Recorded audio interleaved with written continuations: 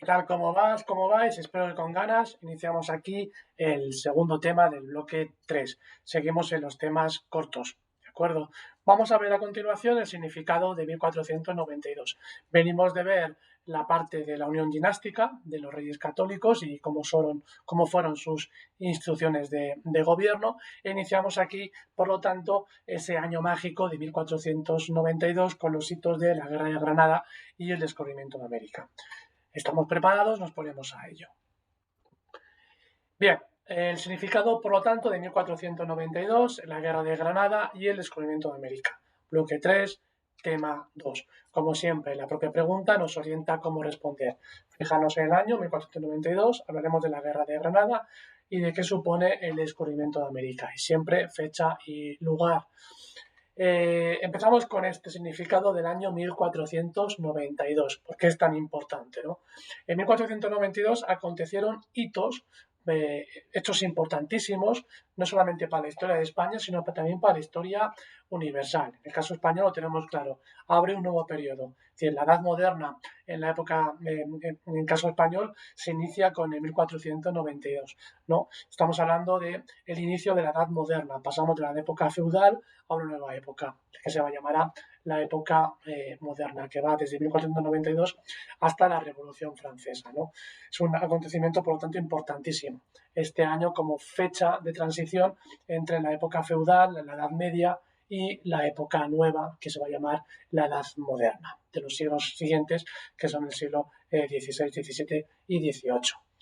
El 2 de enero de 1492 se culmina ese proceso que se llamó de reconquista, ¿no? De esa expansión de los reinos cristianos del norte hacia el sur, hacia Al-Ándalus, que va poco a poco ir conquistando el territorio a los musulmanes, ¿no? Con la conquista del reino nazarí de Granada, con la capitulación, la firma de la paz y la rendición de Boabdil, del rey de Granada, culmina el proceso de la reconquista que ha durado más de casi 7 siglos, desde el 711, ¿no? Desde la ocupación de los musulmanes del reino visigodo, el reino que posteriormente será el territorio de Andaluz y finalmente ya la monarquía conquista Granada en este año de 1492, el 2 de enero. El 12 de octubre de 1492 se produce el llamado también descubrimiento de América, ¿no?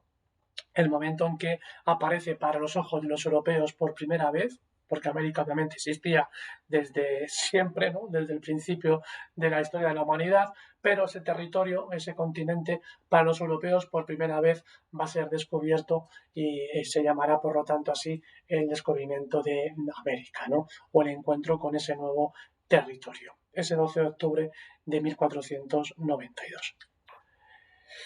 Contamos la guerra de Granada, un poco así por encima, ¿no? Por un lado, la toma del reino, de este reino de Granada, no solamente supone de la ciudad, sino del reino de Granada, que es mucho más que la propia ciudad actual de Granada, que incluye partes de Almería, partes de Málaga y partes de la provincia de Granada. Se inicia en 3 fases, ¿no? Tiene un desarrollo de 3 fases. Primero con la conquista de Alhama, 1481 a 1484. Posteriormente se avanza hacia la costa con la toma de Málaga. Ahí tenéis un mapa de las fases. Con la toma de Málaga entre 1485 y 1487. Con esta toma de Málaga y de la zona de toda la playa, ¿no? Hasta la zona de Almería, se cierra la posibilidad de que el reino de Granada le venga a ayudar a alguien desde el norte de África, ¿no? Como había ocurrido en la historia del Andaluz desde la llegada de los almohades, los almorávides, los benimerides, tiene un montón de tribus que han ido llegando desde el norte de África para apoyar en diferentes fases a los musulmanes peninsulares del Andaluz de sus luchas con los reinos cristianos del norte. Con la toma, por lo tanto, de la zona de Málaga y de la costa, se cierra la imposibilidad de un socorro desde el norte de África. Posteriormente es la conquista de la zona de Granada y su entorno, ¿no? Especialmente ya de la ciudad de Granada, en 1488 a 1492.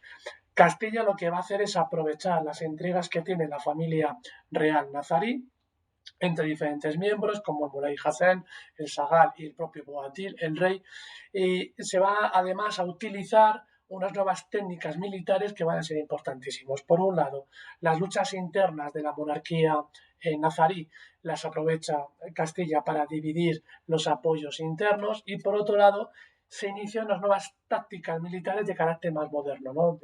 de unas tácticas feudales, medievales, a unas tácticas más modernas, militares, basadas fundamentalmente, por un lado, en la colaboración de la artillería y una mejora de la artillería, y por otro lado, de la infantería, esa coordinación entre artillería y la infantería, que va a ser la base de los futuros tercios, esos famosos tercios que van a reinar Europa durante el siglo XVI y buena parte del siglo XVII, ¿no? Esa forma del ejército español tan importante que va a ser el corazón militar del imperio español en Europa durante los siglos posteriores, ¿no? Los tercios. Aquí es donde se experimenta por primera vez, ¿no? Y va a ser muy eficaz. Por otro lado, Boabdil termina de firmar la rendición, las capitulaciones con los reyes católicos. Lo que hace es Boabdil entregar las llaves de la ciudad de Granada, pero a cambio les pide a los reyes que permitan la libertad religiosa en el territorio. Es decir, que los musulmanes que se quedan en el territorio, que luego se llamarán los mudéjares, si musulmanes bajo un reinado cristiano, esos son los mudéjares. Por lo tanto, Boabdil les pide a los reyes en esas capitulaciones que respeten la religión islámica a los habitantes de Granada y a cambio les va a ceder ya definitivamente la ciudad de Granada, ¿no? Eso con el paso del tiempo no se va a respetar. Se va a obligar a los musulmanes, a los mudéjares, a convertirse en cristianos. Bien, por lo tanto, a partir de ese momento pasa el territorio, el reino nazarí ya forma parte de la corona de Castilla.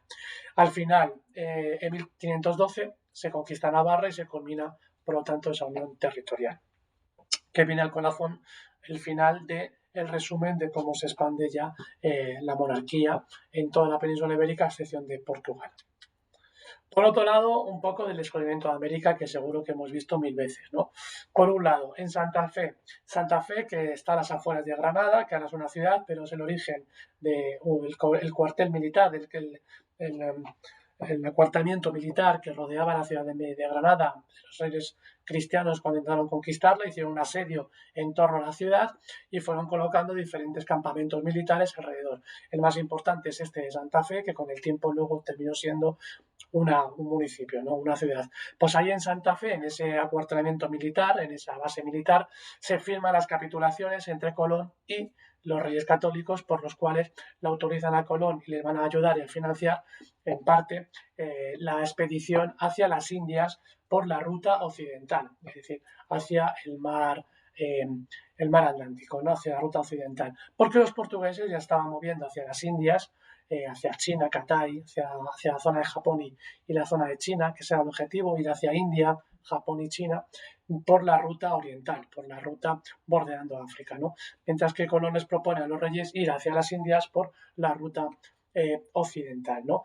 Este marino genovés al final firma unas capitulaciones en las cuales se les dice que le van a compartir con él, entre otras cosas, algún tipo de beneficio de la conquista o de la exploración o del comercio con ese territorio, que en teoría sería las Indias y que luego va a aparecer un nuevo continente que será América.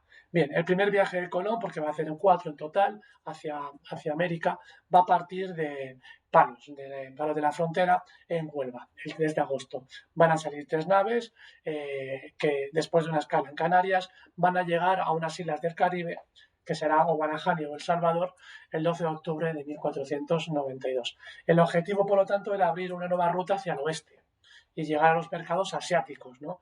El mercado asiático, que fundamentalmente era un mercado de especies, un mercado de especies fundamentales, porque era la forma de conservar los alimentos, aunque en ese momento, ya que no había neveras, ni frigoríficos, ni cosas por el estilo, era fundamental las especias para poder conservar bien y quitarle más sabor a los alimentos, ¿no? Y luego también cosas como la seda, ¿no? La pólvora también, etcétera. Bien, esa ruta, por lo tanto, buscando los mercados asiáticos, que Colón va a hacer hacia el oeste.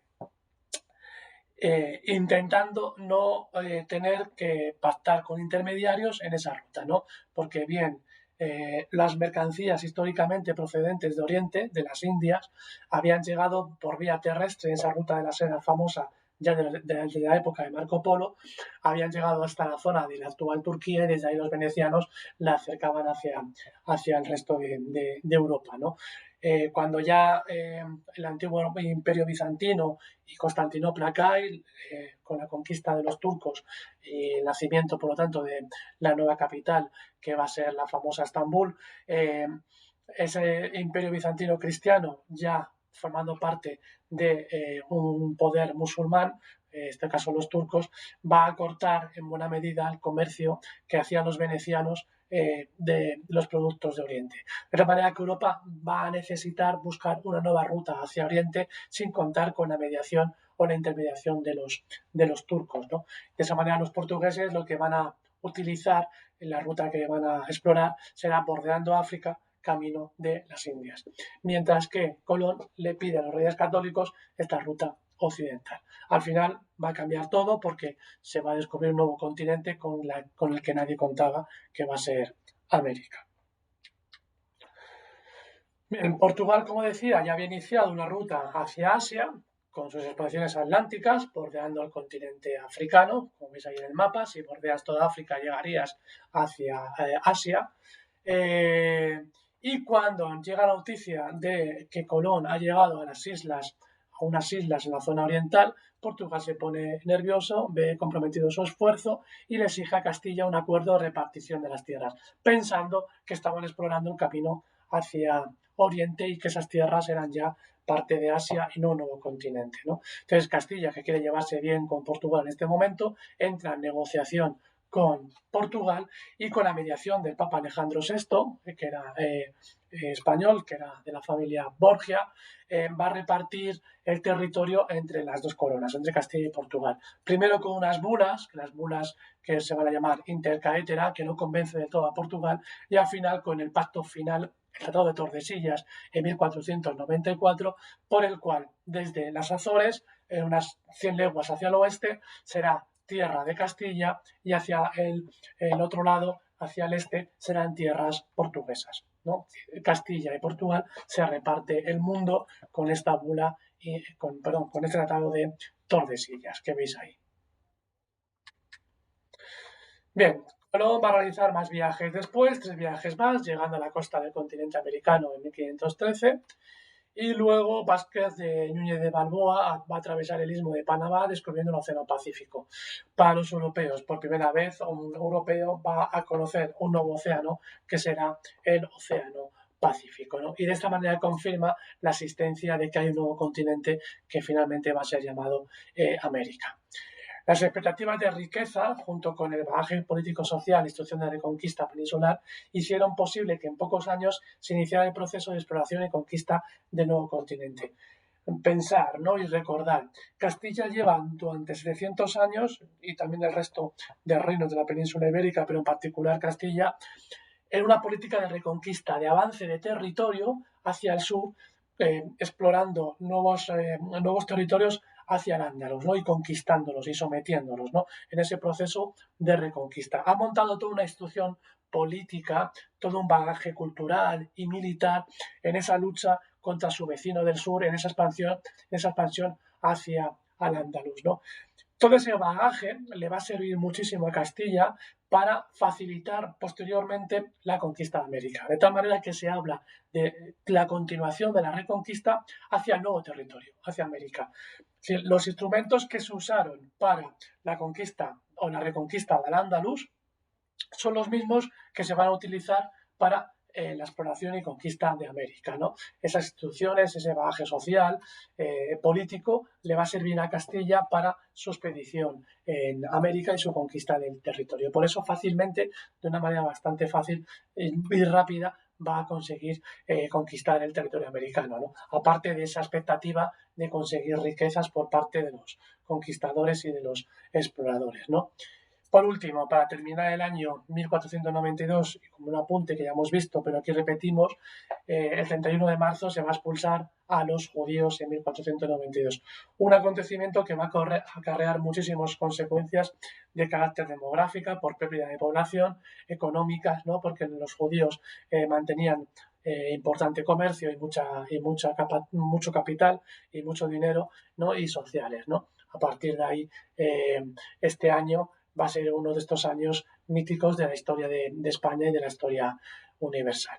Bueno, espero que el vídeo os haya interesado, lo podéis repasar, yo creo que es un tema que hemos visto muchas veces, tenemos muchas ideas al respecto, es concretarlas de forma resumida para poder contestar brevemente a las preguntas que nos hagan en el examen.